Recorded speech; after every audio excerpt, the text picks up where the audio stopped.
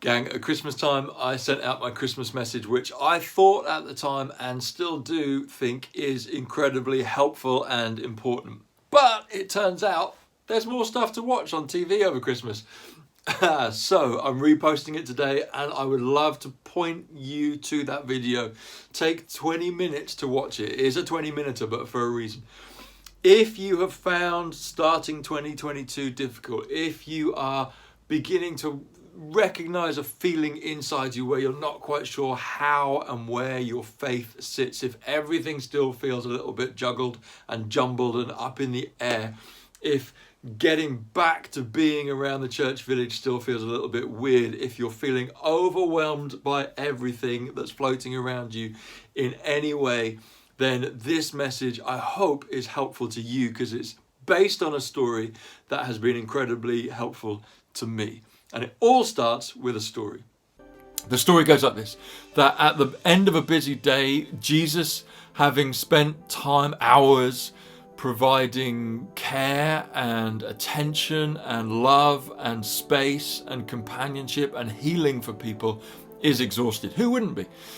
So he says to his friends, his disciples, his followers, let's get in the boat and go to the other side of the lake.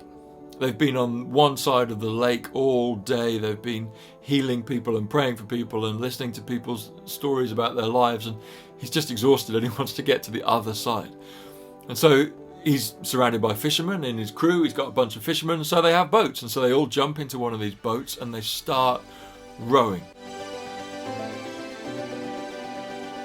Now, this isn't recorded in the Bible, but I imagine there's a little bit of grumbling because it's towards the end of the day, and most normal people wouldn't decide to try and get to the other side of the lake at the end of the day. They'd have, found a place to stay for the night and gone over in the morning. But when Jesus says jump, you jump. And so the disciples jump into the boat and they start rowing. Now, an important thing to know about the lake is it's surrounded by hills and by mountains. You can probably picture it. And so if you've ever done the Duke of Edinburgh, one of the things that they'll tell you when they do the awards and you're up in the mountains or lakes is they'll say things like, the weather can change very quickly. You have to be prepared for all things. And so that's exactly what happens. The weather changes very, very quickly.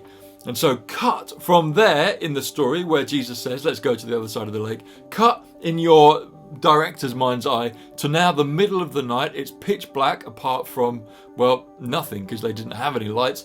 So it's pitch black.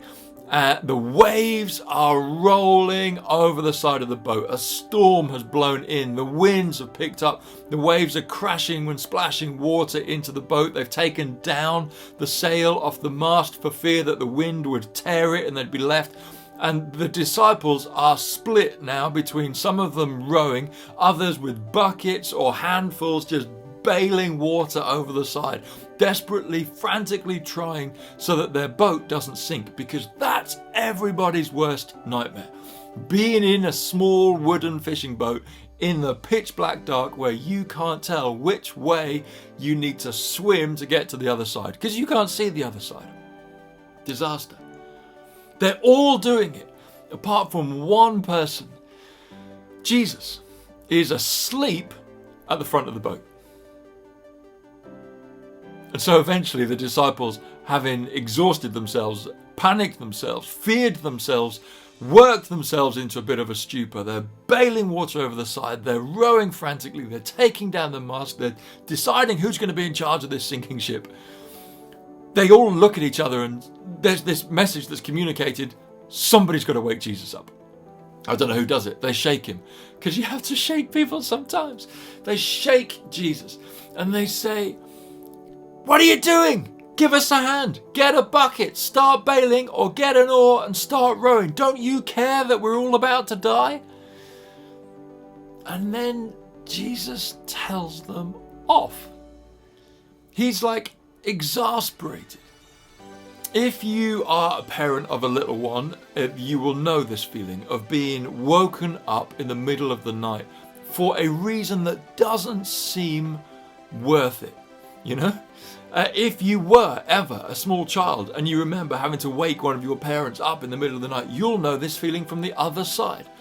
That often as a parent, you're like, are you kidding me? You've woken me up at 3 a.m. in the middle of one of the best dreams ever just to tell me that you've lost your teddy. It's there on your bed. And in that moment, as a parent, you'll do anything just to calm the situation. Jesus says to them, what? I can't believe you've woken me up. Where is your faith? Why are you so fearful? Why are you worried? And then, as if just wanting to placate the situation and sort everything out and get back to sleep, he, almost as a throwaway, turns, looks out towards the winds and the waves and says, peace be still. And the storm stops. The waves die down, the wind goes to a hushed breeze, and he returns to his cushion. The disciples look at each other in amazement, because who wouldn't if you saw that? And then, I guess, shrug their shoulders and carry on rowing in the direction they think they should row in. Jesus goes back to sleep. Now, that's an amazing story, and that is a point in the life of their following of Jesus that some of the disciples look at each other and go, oh, you're that guy, you can do that. Okay, right, we're in. They see it as the physical working out of some declarations of God that have been made in the Psalms that they remembered learning when they were kids at school about how only God can control the wind and the waves, and they've just seen somebody control the wind and the waves, and so this guy must be God. And so there's this moment of realization in their hearts that this is what's happened. But here's the thing that grabs me about the story. Jesus is annoyed that they've woken him up. Why? Well, loads of theologians have looked at this story, and people cleverer than me have written books about it, and here's what they say about it. Jesus is seemingly a little annoyed or wonders why they've woken him up, because he's already said, we're going to the other side. And so in Jesus' mind, there is no question that they're going to the other side. It doesn't matter what the nature of the storm, it doesn't matter what the ferocity of the storm, it doesn't matter how wild the wind blows, Jesus knows they're going to the other side. And so, why would you worry, O disciples, you're going to the other side? In a moment I want to think about the boat, but first we need to focus on the storm. We're in a storm. Listen, we haven't had to flee for our lives from a war-torn zone or a crazy despotic dictator. Most of us have been able to eat food this week. All of us, I imagine. None of us have had to suddenly start sharing houses with lots of other families because some of our houses have been bombed out. There are levels of desperation that we're experiencing, but let's not kid ourselves. The last 2 years have been extraordinary. There have been things that we have never imagined seeing and certainly would never expect to see in our lifetime in our little corner of the world. We're each having to make so many decisions every day that we're experiencing decision fatigue. Just every, a coffee with a friend suddenly feels like a thing you have to navigate. Are they an anti-vaxxer? Do I have to, where can we go? Can we go outside? What's the weather going to be? Should we meet inside? Am I allowed to meet inside? That coffee shop, how far apart are the table space? Is that coffee shop run by people that take this seriously enough or not? How's school dealing with this? How are my friends dealing with this? How are my elderly parents dealing with it? Or everything becomes a big decision. The decision fatigue is real. The financial impact and the worrying about the ongoing financial impact and how that might affect our children and our children's children as our country pays for it for years. There's all this stuff, and it's a storm. And at the risk of, being a real party pooper at Christmas, it isn't going to end this week. But the storm is bigger than that. And again, I don't want to, make this too apocalyptic, but I think I want us to be prepared for the storm to carry on. It has gotten harder, hasn't it? Over the last decade, since I've lived in Milton Keynes, I've been reflecting on what church was like when we started and what it feels like now. It's gotten harder to be a person of hope. I think over the next few years to be a community that consistently, unapologetically, persistently welcomes refugees no matter the cost. Well, that's going to get harder and harder and harder. Can you believe that we live in a time and in a country where, in one of the richest countries in the world, there are people who literally block lifeboats going down the ramp because they don't think they should go into the sea to protect and pick up and rescue drowning migrants and refugees? In our culture, to be a group, a community of people who always welcome the other, and the storm's only going to get bigger. In our lifetime, there are going to be more wars and there are going to be more people that are displaced due to climate catastrophe. And so we're going to have to grow even more as a people of unapologetic welcome that never ends because there's always room at our table. It's a storm. The polemic of politics, I can't imagine there's going to be a peacemaker turns up anytime soon and occupies so much ground that everybody says, okay, we'll vote for them and we'll all be kind to each other. That doesn't feel like it's going to happen anytime soon. It's a storm. The gathering doom clouds of financial meltdown, well, that's a storm. It might be in the future, it might be in our minds, it might be in reality, but no matter what, it's a storm. The rising levels of anxiety which exist in our lives every single day, which maybe weren't there when life was so much more simple, but now there are so many things to contend with, so much news to watch, so many news feeds to keep up with, so many people's different opinions to track with and to hold and to wonder how I can still be friends or family with those people.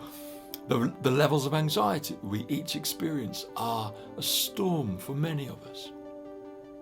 The number of children and young people in our church is fantastic. Many Sundays throughout the year, it equals the number of adults or surpasses it. The number of children and young people in churches who love Jesus across the country is plummeting. It's a storm. And it's not because I care about church attendance, it's because I want our young people to know the greatest friend and saviour they could ever begin to wish for throughout their lives, who will give them hope in dark days.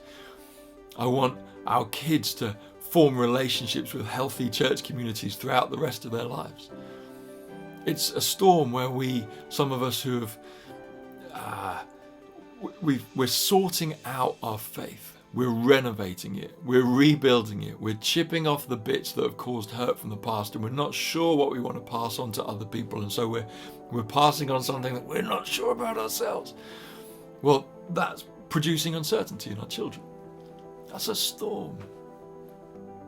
The pornographication of society, where our young people are faced every day with hardcore porn on their phones, in their pockets, and the expectation in their relationships at 13 and 14 is that they're able to do what they see on the screens. It's a storm. Gang, here's whatever you think about those storms. Here's the deal. Jesus' boat gets to the other side. Here's my commitment for 2022. I want to be in the boat. I have to be in the boat. There are other boats. There are the boats of medication of all different kinds. There are the boats of self-medication. There's the boat of Netflix. There's the boat of just entertaining it all away. There's the boat of worry. There's the boat of cynicism. There's the boat of sticking your head in the sand and hoping it all disappears. There's the boat of political engagement and placard waving. Jesus is the boat that gets to the other side. And so here's my encouragement. For some of us, there's a commitment that's required to be in the boat. And sometimes that just means kind of, as I step into 2022, yes, Lord, I'm in the boat. Some of us have jumped out of the boat and we're aware that we need to get back in, and we've just got one foot in the boat. And so my encouragement, kindly, gently, graciously, is to accept the welcome of the Master into the boat that makes it to the other side. Some of us don't feel like we're in Jesus' boat, and maybe my call is jump in. What does that look like? Well, for us as a village, I think, let's be honest, the storm has caused storm damage to us over the last couple of years. We're not the same as we were 2 years ago, when we could easily sit around a table and not worry about passing ketchup and having to wipe it down before you accepted it off somebody. Some of us have found it harder to be regular attenders at village events. Some of us, well, all of us, I would imagine, have felt the depletion of the relational energy and commitment and momentum that we experience with other people because we know less about each other's lives because we've lived in each other's pockets much less over the last couple of years. The storm has caused storm damage. And so we need to reconvene. We need to recognize where we are and we need to commit to go forward again. And that means, I think, resetting and restoring to factory settings. It means saying we commit to follow Jesus. We commit to be around a table with others and share our lives. We commit to prayer. Those are the things that I think we started with, where we shared our stuff and our time, and we gave time to prayer, and we committed to following Jesus, and that's pretty much all we decided to do. Everything else will build on top of those foundation stones. So we're going to try and restore to factory settings. We're going to try and make sure, even if it's in a car park, sitting in the back of the boots in a drizzly January morning, we'll be together. We'll dive into prayer. We'll trust that Jesus, in his mysterious, gracious, kind, wonderful, sometimes frustratingly out of touch way, out of reach way, would guide us and would hold us and would strengthen us. Individually, it will mean something different to each one of us. It will mean maybe a commitment to spending time strengthening our core, to gathering people around us who we can be vulnerable with and encourage and grow with and learn with and cheer each other on. For some of us, it might mean we're doing those things, but we haven't been committed to a village around where we are. For some of us, it means we've stepped out of the arena of trying to love others. I don't want to say what it will mean for you, but here's my encouragement. Let's help each other be in the boat. Because I don't think the storm is going to end anytime soon. And so I want to be in Jesus' boat. I want to be in the boat of the Master who isn't surprised or scared by the ferocity of the storm. I want to be in the boat with other disciples who can, alongside me, help bail water or help wake up and call on the presence of the Master or just learn from him. It's a much less scary thing to be in the fishing boat that's about to go under when you're with other people. I want to be with other people in the boat.